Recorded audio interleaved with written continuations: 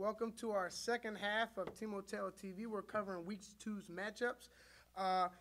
First game here, guys. Real quick. We got June here. For you guys who are asking who did the shirts, it was June right here. We done them. Yeah, June wants all the credit. We done them. We done them. June, we already know. And camera guy Zay. Yeah, he was helped involved. out and Dom helped out. Thank you, Dom. But June helped take these jerseys to the next level. We also have Leo with us and Dom. And so let's get into our first game. Hey, guys, why don't you, before you guys give me a score, let's kind of talk about the matchup a little bit, then we go through the score here. Chargers, Pac-9. Chargers, I don't know if this is the first time they've been undefeated, but this might be the first time they have a better record than the Pac-9. Pac-9 losing a tough one to the Jaguars. They're 0-1. Real quick, June, what do you think about this matchup here? You got the Chargers undefeated, big win over the Eagles, and the Pac-9 losing the heartbreaker to the Jags. Well, first and foremost, I don't know if the Pac-9 can bounce back from that upset loss, but if the Chargers continue their winning streak and their momentum, I don't know. I probably have to go with the Chargers this week again because they not giving that ball to my man Zay.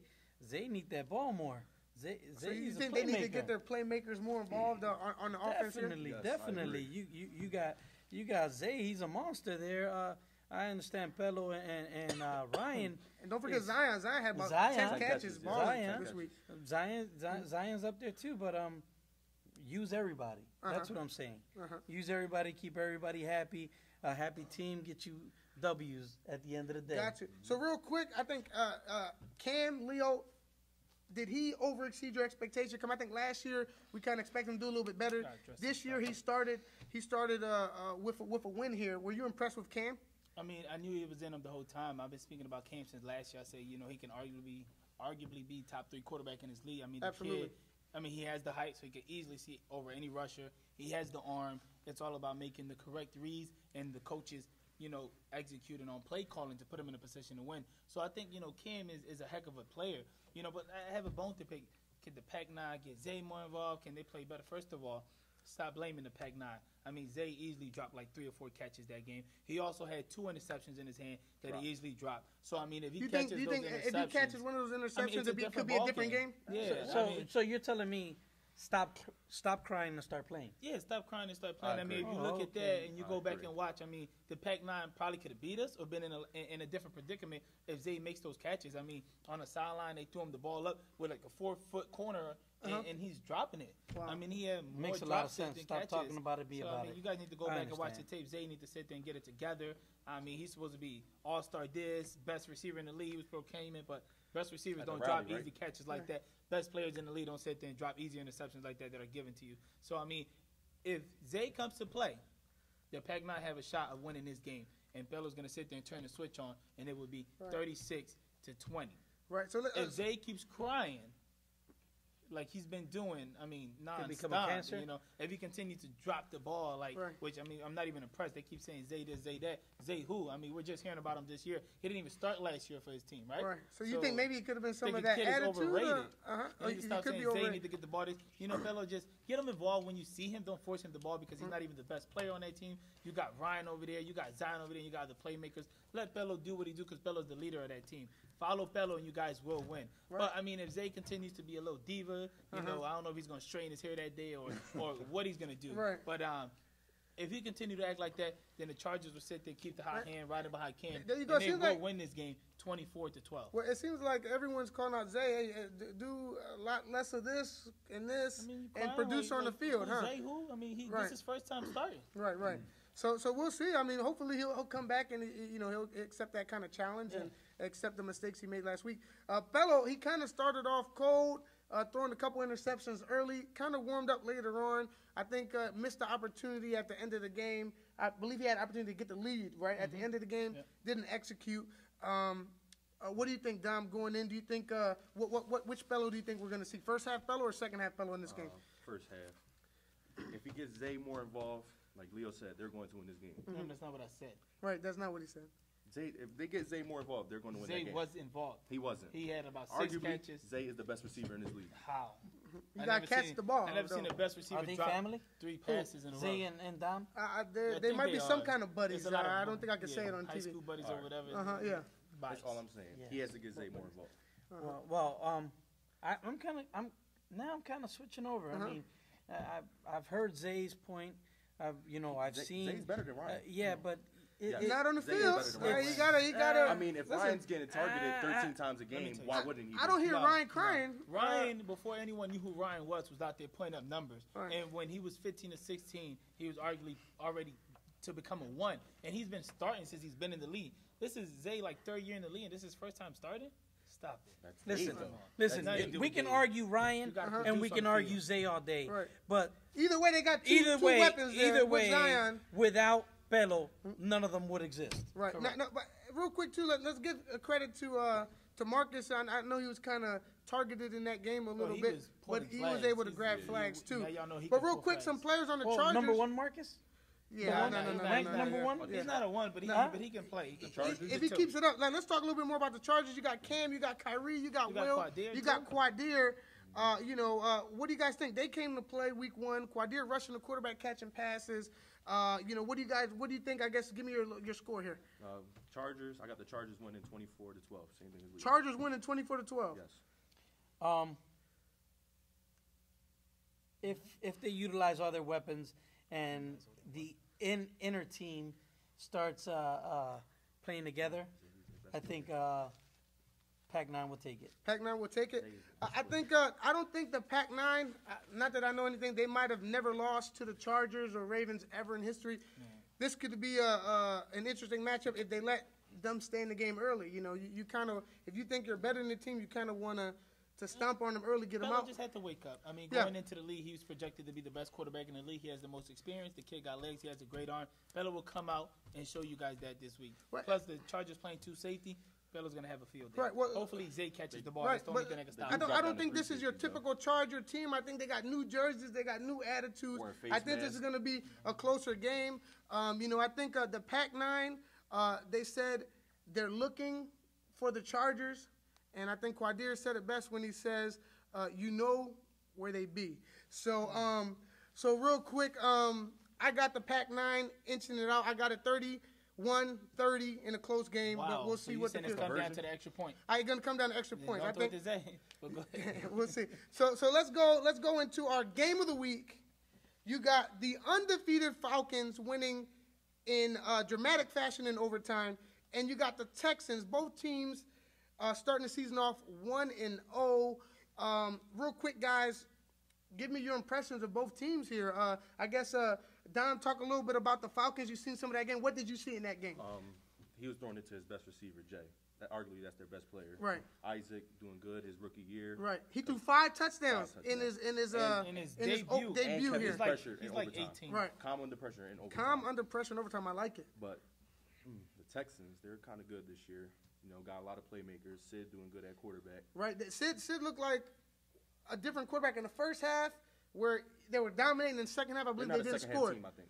To me personally, they're not a But I second-hand think team. they came down to the coaches. I mean, you had a whole, 25 minutes left in the second half, and Right. they just started, trying to run the clock out. Yeah. That didn't make any sense at all. I mean, You trying to run the clock out from the beginning of the second half? Just Yes. from the beginning of the Wow. second half. Like, That's, really, that's like sort of three how the straight Falcons handoffs. lost in Right. the Super Bowl against Right. New England. I mean, that was dumb. I mean, Right. you sit there, you continue to play, you continue to drive. Sid was doing a really good job in the In the first first half. They You called let a that great carry game, on to yeah. the second half. And then they and changed it then up. when it's actually 5 minutes left, then you just talk about running the clock out. Not 25 minutes. But that's what happens when you have inexperienced coaches. So, June, real quick, I mean, you coached Mike, right? Mike was a coach originally. He made what could be a game-saving tackle, what won them the game.